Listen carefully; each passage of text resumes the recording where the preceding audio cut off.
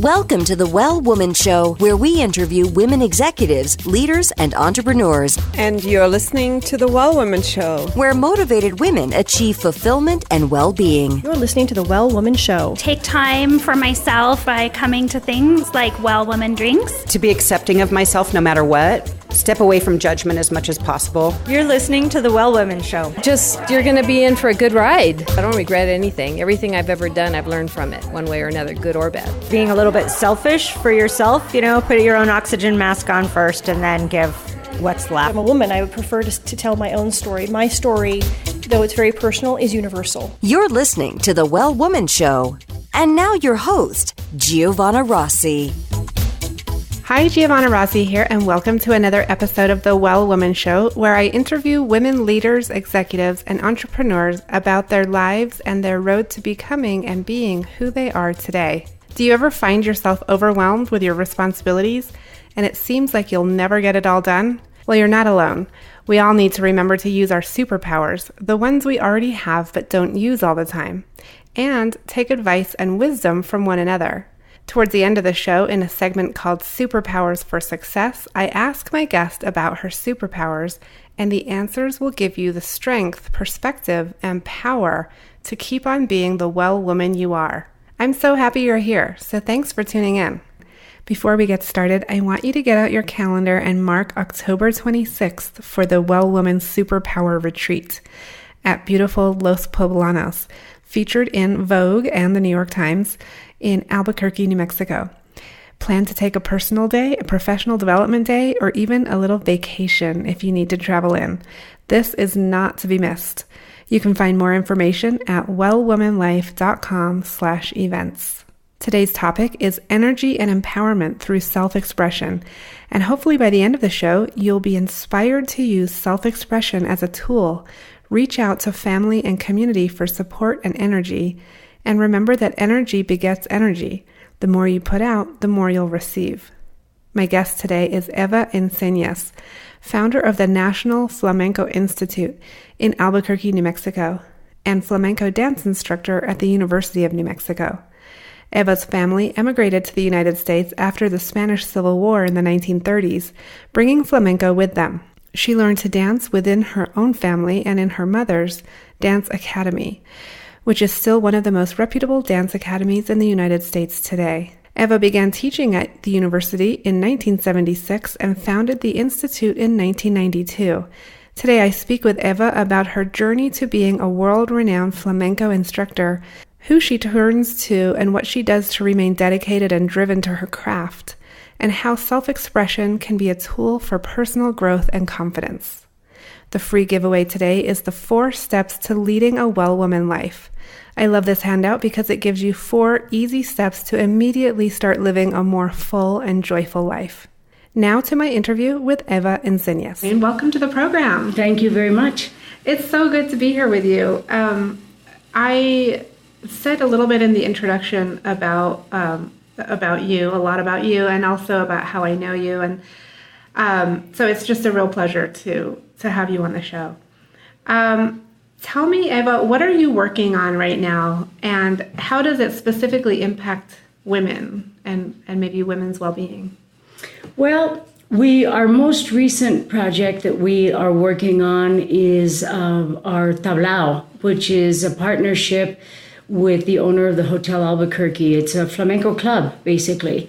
And this is something that, as much flamenco as we have here in Albuquerque, has always been a need because it's such a resource for young developing artists to develop their craft. And so what this is going to do, I'm very excited for the dancers, the professional dancers that work with the Institute, because they will have an ongoing regular forum in which to be practicing their solo work. We have opportunities for them to work as a company in big choreographies and more larger production kind of ideas. But what a lot of our dancers don't get to develop as much as they would like to is their solo work. And in this particular kind of format, a tablao, that's exactly what that does, is it develops dancers as soloists.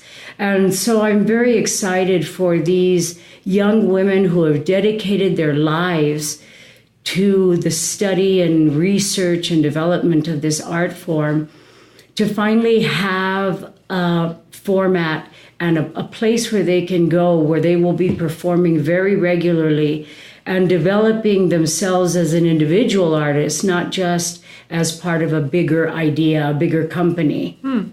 And now, tell us briefly about the history of the tablao. I mean, that is something that's not very common here in New Mexico, but obviously it is in Spain. It is in Spain. The tablao is an offshoot of what they used to call the café cantantes, which were the first type of venue that you would see flamenco in a public space.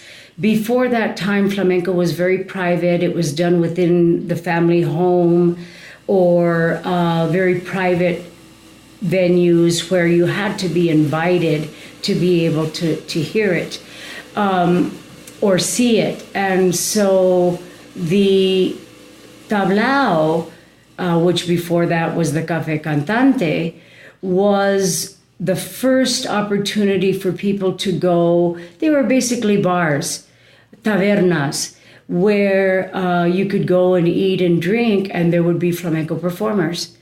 And little by little, the performance started to get more and more focused upon and just grew artistically, so that then what was the café cantante then became the tablao, which was set up more to allow for more dance and more of a cuadro feel to it, a whole group of dancers, as opposed to maybe one singer and a guitarist, or one dancer, one singer and a guitarist. This opened it up to a slightly bigger ensemble, but not too big either. Usually a tablao is not more than 6-7 performers max. Okay, and I know people come to your National Institute of Flamenco here from all over the country and all over the world. How have you developed this over the years? I mean, you've been doing it a long time. I have. Has it been sort of a lifelong project of yours? Well, it is, and when I look back to the early years when I was at the university, when I started at UNM, it was 1976. I've been there a very long time. And that was really my first job that I had as a formal teacher. Before that, I was teaching in my mother's studio, but I was very young but was under her tutelage. She was a fantastic teacher. And she would always tell me that even as a very young girl, that I had a propensity for teaching, that I would always pretend that I was leading a class and sort of when I was off in my own little world. And I believe that's true, because I do indeed love to teach. But I was given the opportunity when I was a student in the dance program to start to teach flamenco at UNM. And I realized that this was a fascinating opportunity for me to really be able to develop my teaching skills to sort of a very specific demographic that I didn't know it at that time, but as I've seen through the years, really allowed the art form to proliferate through the community in a really dynamic way. As you mentioned, you were my student at UNM several years ago. And flamenco is something that has a dramatic impact on a student. And even if they don't continue to study flamenco, it doesn't go away. It's in there somewhere.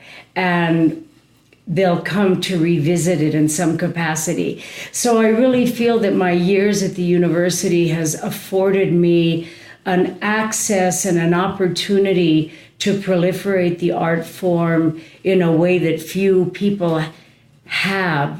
Not a lot of flamenco artists have that opportunity.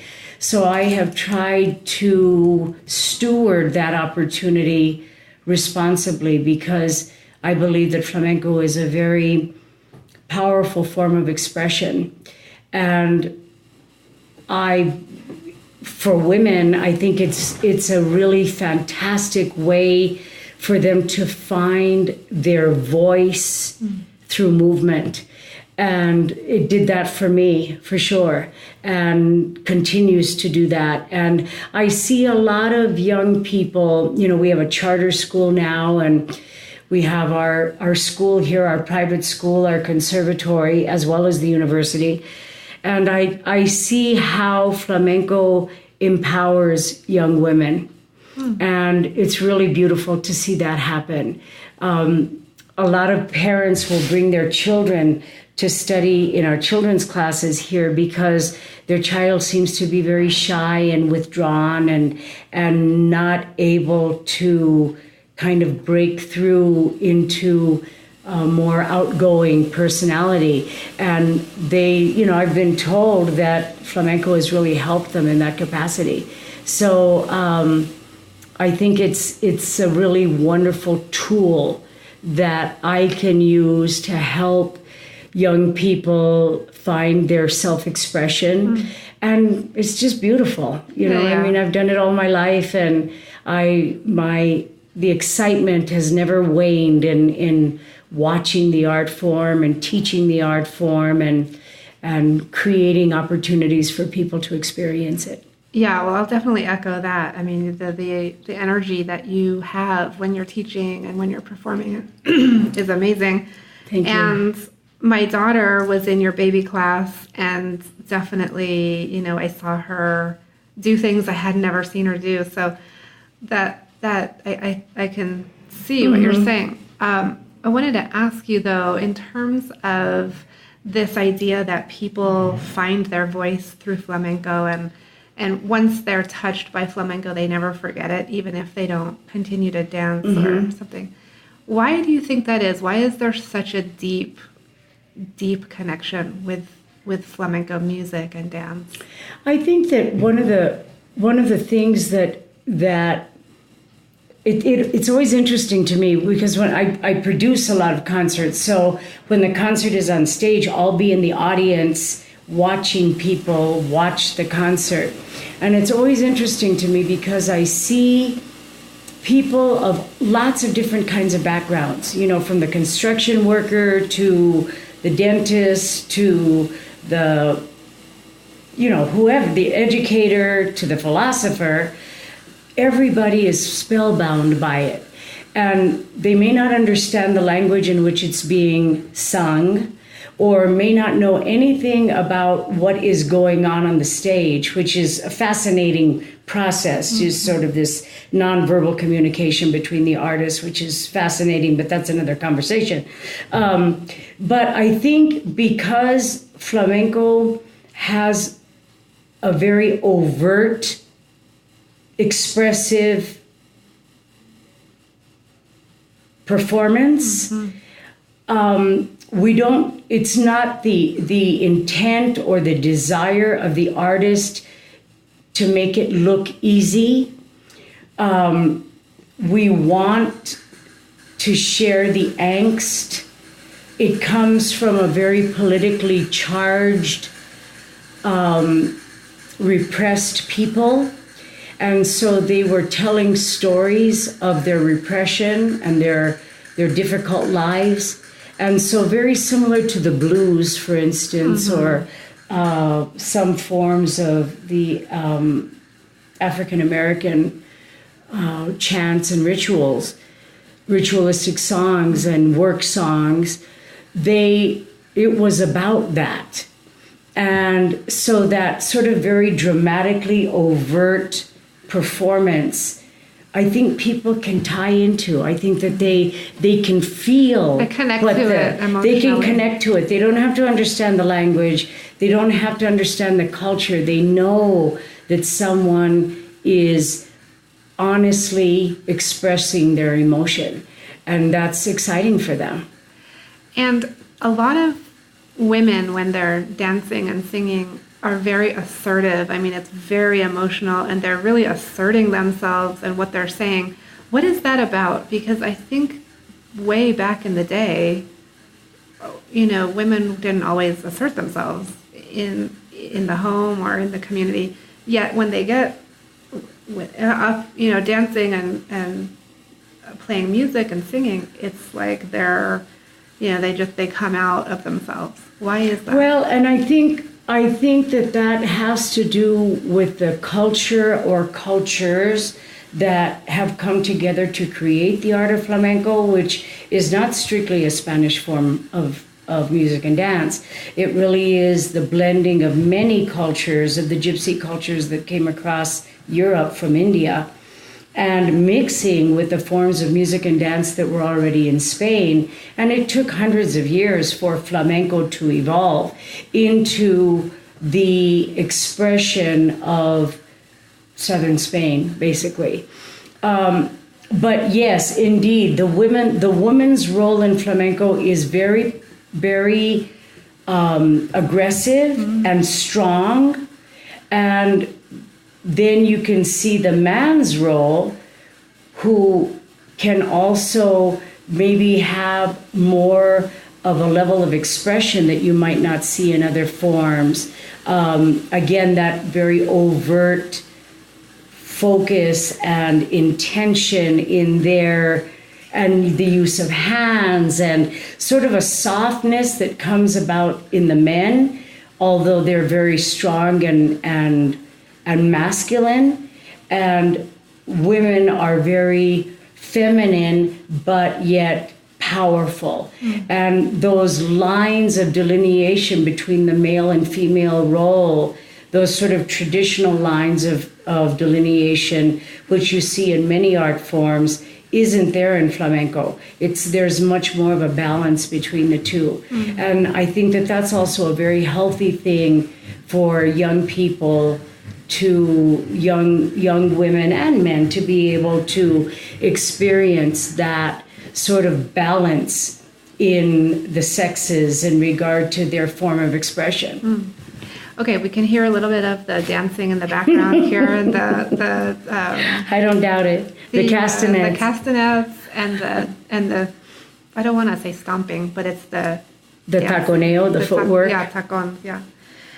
So I wanted to ask you, Eva, on a more personal level, because on the Well Women Show, we do interview women who are at the top of their game in their field, and sort of look at the what's going on behind the scenes. Like, how is it that you are able to continue a pretty much full-time teaching career, build a national institute, international really, and put on all of these festivals, and then now start this new tablao? I mean, it's a lot, right? So you're juggling a lot. And can you describe a time in your life when you weren't putting yourself first and you were putting everything else first, and maybe you weren't taking care of yourself the way you probably now know you need to? When I first got here, you had just come from hot yoga.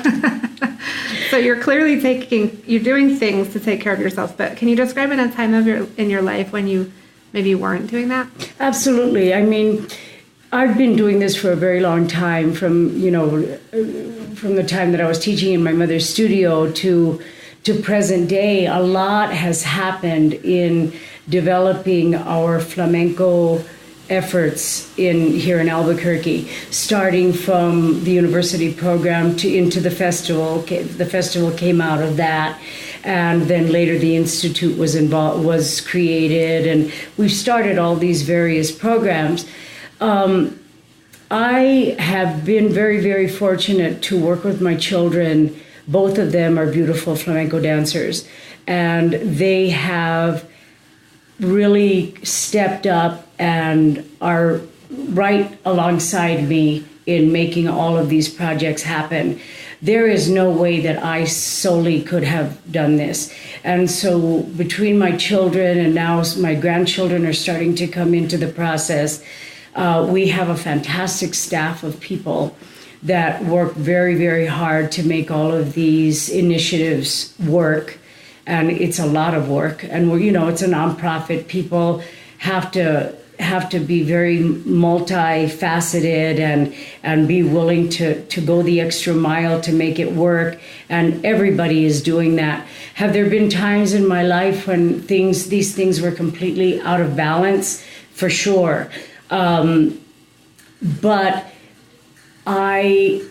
because I have this family unit that helped me so much to make these things a reality, everybody takes their part. For instance, my daughter really directs the festival anymore. She runs the festival.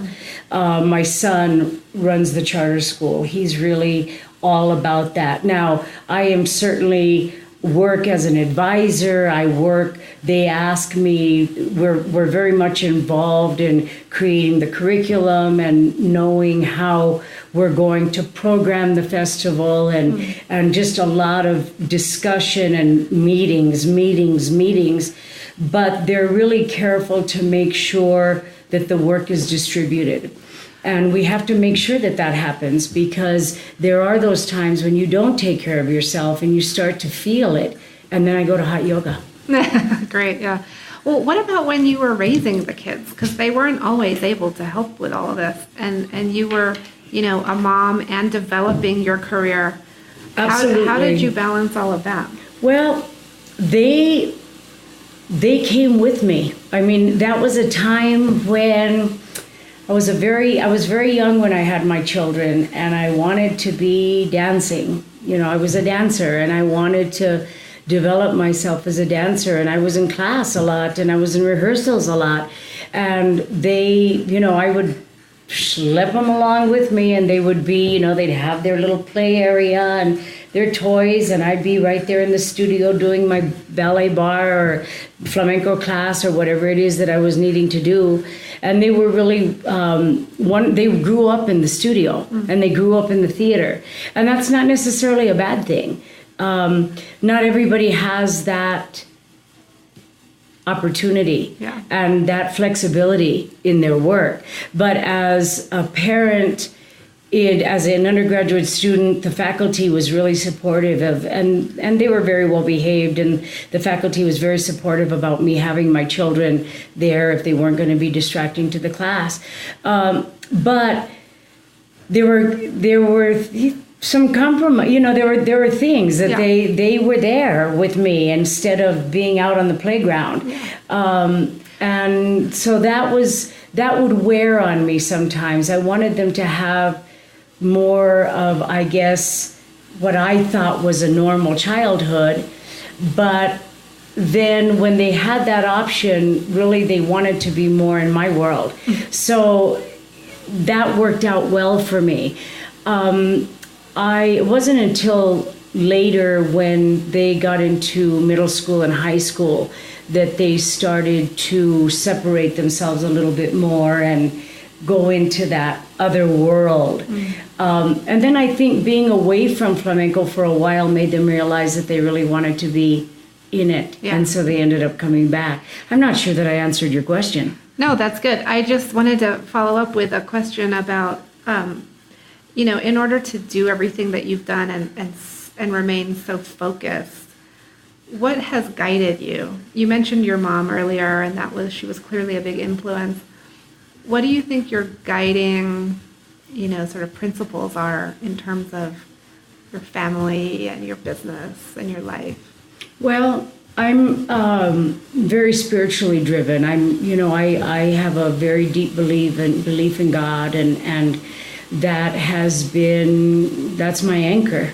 There are those times when I feel that the balance is starting to shift and things are not quite right in the institute or in the UNM program or whatever. I'll start to feel like some order has to come into place, and I just ask for divine guidance, because I always need to make sure through prayer. I just need to make sure that my motives are right, that that I'm not compromising the integrity of the organization or the integrity of the people who are working with us to take advantage of an opportunity. And it's very difficult to know those things. And I seek divine guidance in that capacity. I pray regularly, every day. And I pray for our efforts, and I ask the Lord to help me know when my life is not where it needs to be, and I need to find a different focus and balance. And do you listen to the answers? I try to. It's hard. I think so. It's hard. You hear it's hard because you want to, you know what you want to hear, and then I go back to my Bible, and that's the reference to.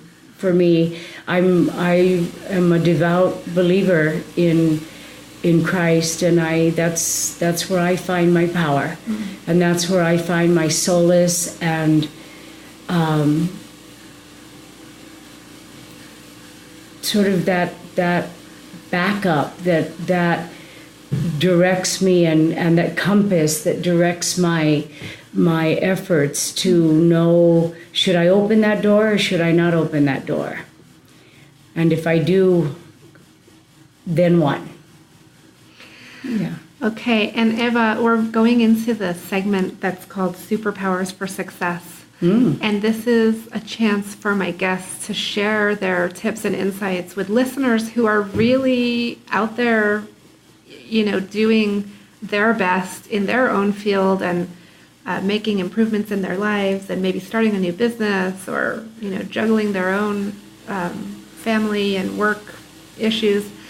So let me ask you, we're going to do a quick few questions here with the few minutes that we have left. And so the first question is, what does success in life mean for you?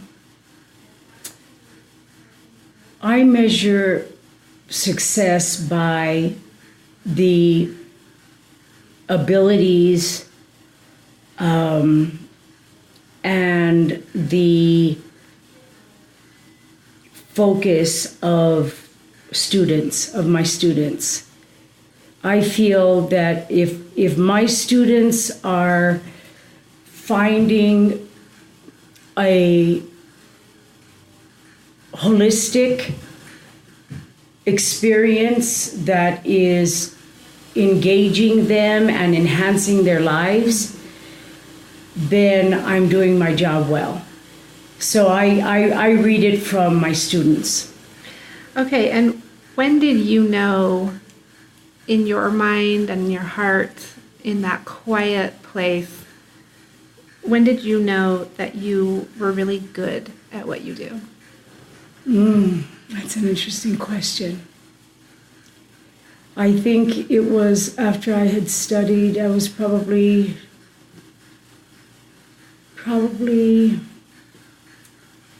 20 years into my career. And how did you come to realize that? I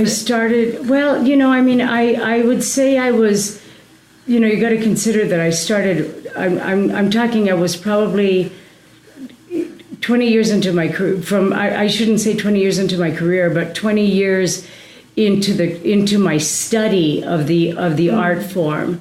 I'd say that I was 25, 30 years old. I started to realize that I had an inherent potential that I was starting to realize, that I could feel that I was realizing. And what superpower did you discover you had only to realize it was there all the time?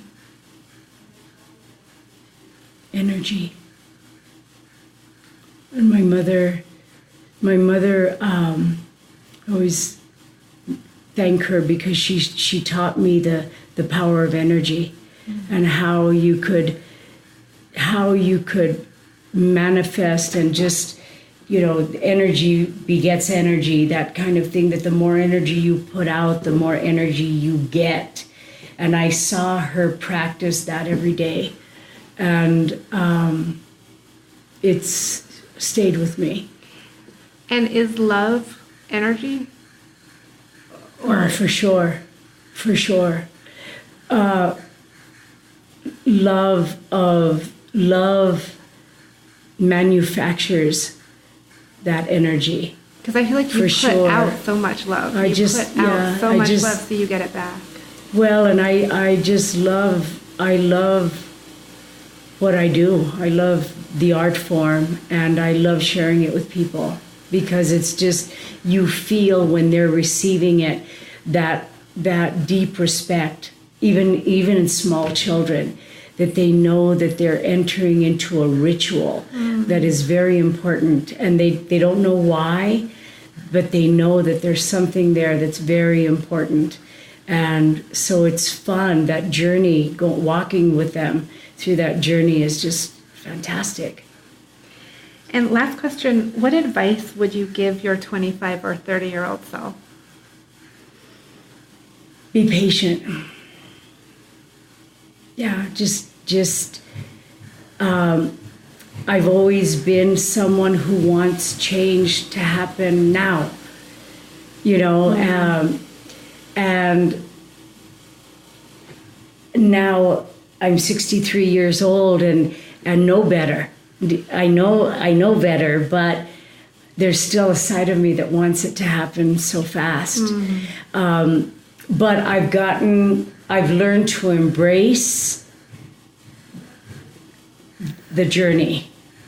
So even though I would like change to happen quicker, I know that slow change is going to be more stable and more reliable, but it doesn't make me want to, I still want to push, that it's just, and so I think that had I been able to know that when I was 25, I maybe would have embraced it a little bit sooner. But it's part of who I am, so. Yeah, exactly. Yeah. You probably wouldn't change it because maybe you wouldn't have Maybe we wouldn't have accomplished what we've done had I been more reticent to accept, that things don't turn around tomorrow. So there's still a lot of things that I'm trying to turn around, and there's a lot of sacrifices that are made by myself and my family. I don't say that to be some sort of to be an artist is very difficult. It's very difficult in our culture, but it's okay because the journey is great. Eva, it's been such a pleasure talking to you. Thank you so much for being on the program. Thank you.